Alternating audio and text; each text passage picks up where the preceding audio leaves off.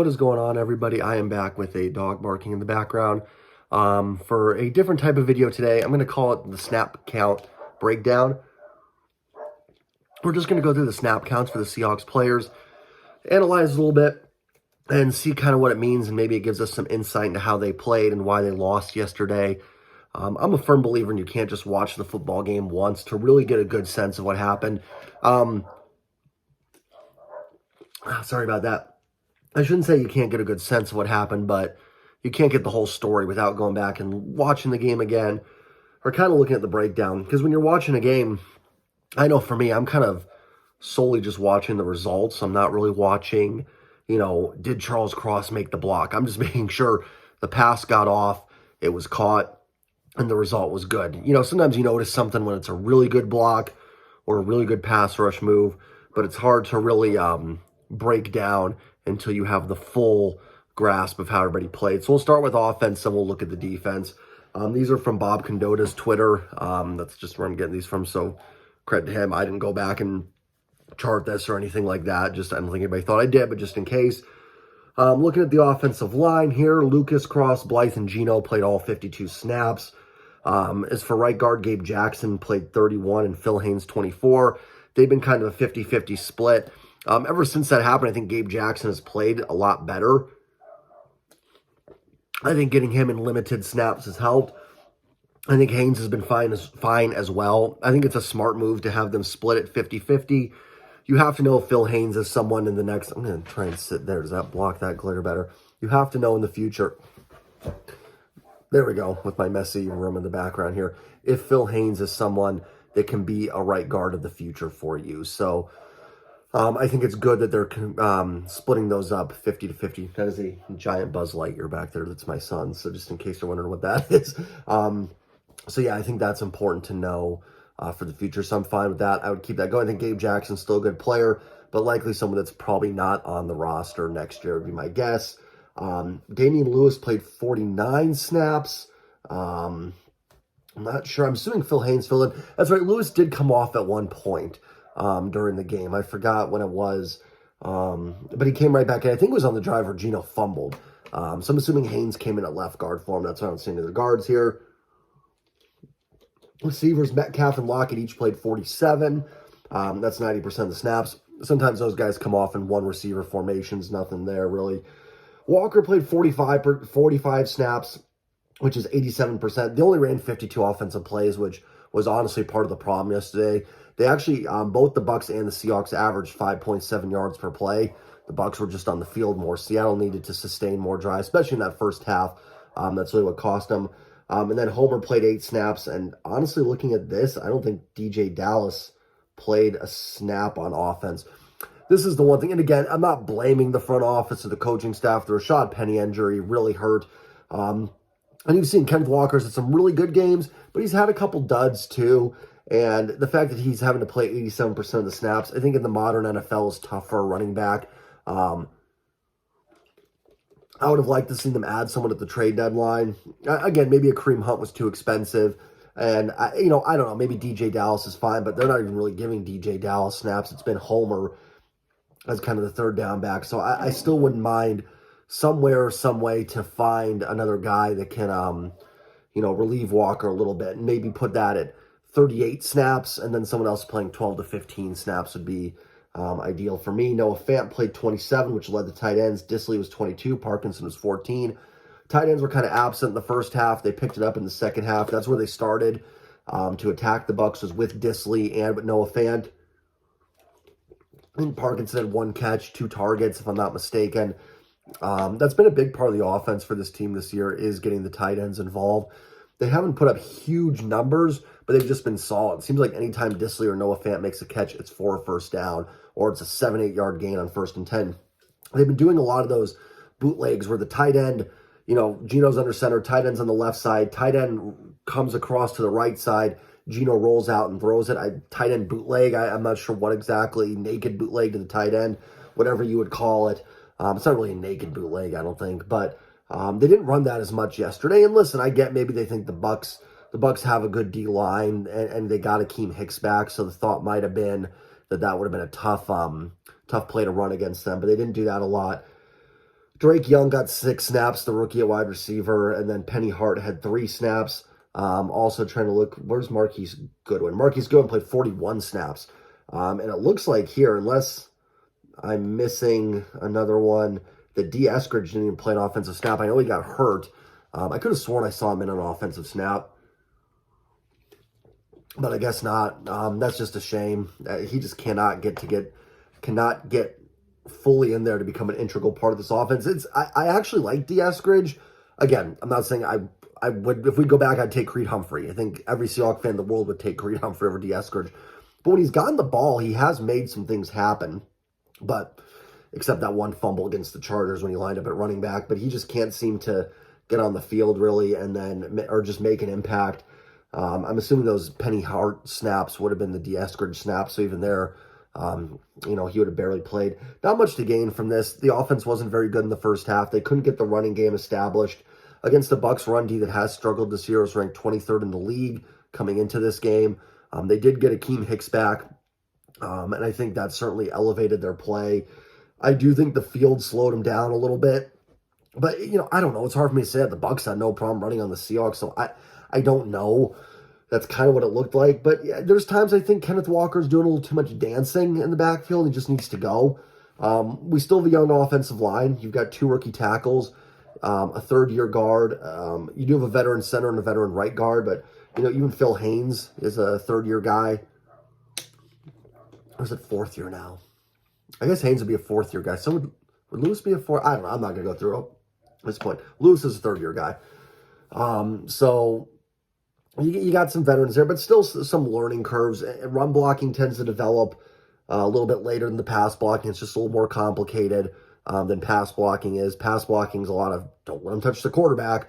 Where run blocking, you actually have schemes and certain ways you're moving and running it. It's not just block the guy in front of you. Sometimes there's more to it than that. You got to get to that second level sometimes as well. So, it is what it is. It puts some of that in Walker, some of it maybe on the play calling.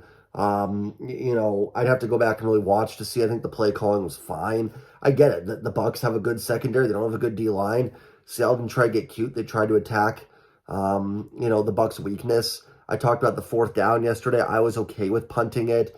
The more I think about them, in hindsight, I would have gone for it. It's easy to say now they should have gone for that 4th and 5 at the Bucs 39 when you know what happened. But at the time, the Bucs offense had been really struggling all year. They had 2 offensive possessions at that point, a 3-and-out and a long missed field goal. So you felt pretty good about your defense and possibly pinning them inside the 10.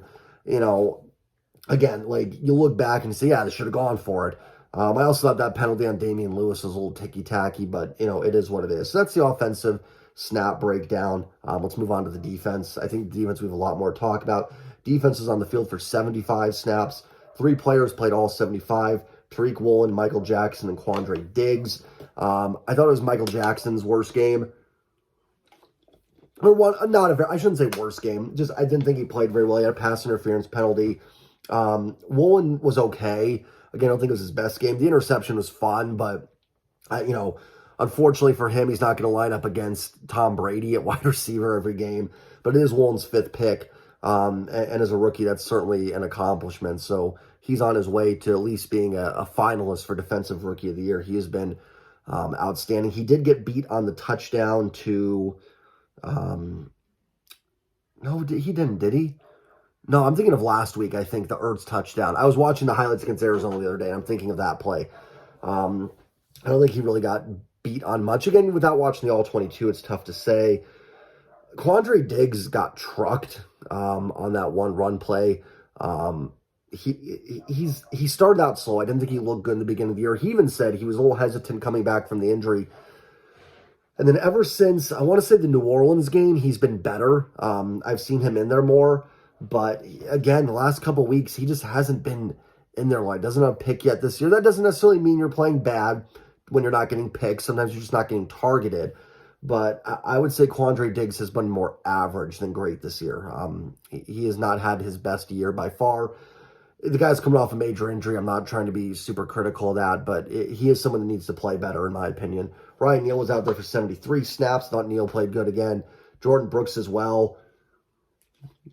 73 snaps. Brooks continues to rack up the tackles. Now, tackles can sometimes be misleading.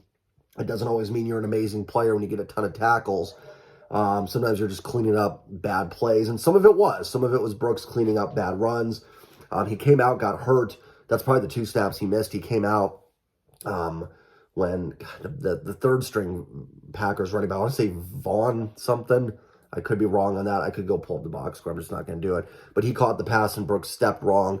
Some of the Seahawks did complain about the field conditions, but sometimes it's always the losing team that complains about it. I didn't think the field was in great shape, but both teams are playing on it, so that's that. I thought Brooks was okay, and I think he should have had a pick, came close to one. He's been fine. I'd love to see more plays in the backfield from Jordan Brooks, but he's been playing well. Cody Barton played 80% of the snaps. He played 60. I thought Barton had one of his better games. There was a couple tackles that I thought he could have made in space that got away from him. Again, it looked like he was slowing down on the turf. I say I'm not making excuses, and it sounds like I am. That's what it looked like. It is what it is. So credit to the Bucs for adjusting better to that, certainly. Barton also does, I believe, first career interception. Kobe Bryant played 49 snaps. I thought Kobe Bryant struggled. I thought he was the one that was beating coverage. That pass to Scotty Miller that went down to the 5-yard line, that deep pass that the Bucs inevitably went up 14-0 on. I don't know why Miller jumped for that pass. That was kind of weird. It wasn't a great throw, but if he didn't jump for it, that easy touchdown. And there was a lot of confusion on the Julio play that Julio Jones scored a touchdown on. I thought Kobe Bryant was kind of involved in that. Poona Ford played 48 snaps. I didn't see much from Poona. I don't know how they graded on PFF either. I haven't looked at that yet. Not that PFF is the end-all, be-all. In fact, I think sometimes I question the grading of PFF, but it's still a good barometer, I guess, to look at just to see if it matches your eye test. Didn't see much from Poona yesterday, and that's a shame against a weaker Bucs interior line that's missing Ryan Jensen this year, and Ali Marpet retired as well. So was hoping more from those interior rushers. Chenna Nwosu played 47 snaps. Didn't see much from him. In fact, I didn't even see him out there early. I actually had to look and see if he was hurt or inactive. But he was out there. Tough assignment with Tristan Wirfs and Donovan Smith. Those are good tackles. I didn't expect Seattle's pass rush from the edges to be that great. I didn't see much from him. I don't know if he necessarily played poorly, but just didn't see him a lot out there. Bruce Irvin also played 47 snaps. I thought Bruce Irvin was actually pretty disruptive. I saw him in there. He's been a nice addition, giving him kind of that third, fourth option as a pass rusher. He played a lot of snaps as well, more than Darrell Taylor did, which is interesting. Al Woods was in there, 46 snap, no surprise. I think especially after the Bucs started running the ball successfully, they went to bigger fronts and Big Al Woods was out there more. I'm sure they were also upset they didn't activate Brian Monet. I know people are pointing that as being a huge issue that Monet wasn't active. Monet has not been playing a ton of snaps. I think he's been averaging like 10 to 15 a game, which maybe could have made a difference in this. I'm not saying it couldn't have, but it's not like Monet's been playing 30 to 40 snaps a game and wasn't active. They thought the Bucs were going to throw more. It's what the Bucs have been doing all season. You can start getting way ahead of yourself and, do we think that they're going to think that we think that they think this and do all that crazy stuff. The Bucs have not been running the ball well, and they've not been running it a lot. Seattle expected them to throw, and they went with a lineup that was more equipped to handle that. I get it. I would have done the same thing. I might have had Monet over Miles Adams, but it's the decision that they made. Shelby Harris, again, 42 snaps, makes sense. Darrell Taylor and Boye Mafe each played 28 snaps. I'm a little surprised Mafe wasn't out there more, but I think that's where you see the Poona Ford snaps and the Al Woods snaps coming in. Took in for some of those linebacker edge rusher snaps. Quentin Jefferson, 26 snaps. I was disappointed in Quentin Jefferson. I thought this could be a game where he got some pressure. He couldn't. Then Miles Adams, 21. Josh Jones, 10. Tanner Muse played 2. That was the Jordan Brooks snaps. Muse came in there. Miles Adams, I didn't see much from him either. I think Josh Jones, I did see. Actually graded out pretty well in PFF, but only played 10 snaps, so really hard to say.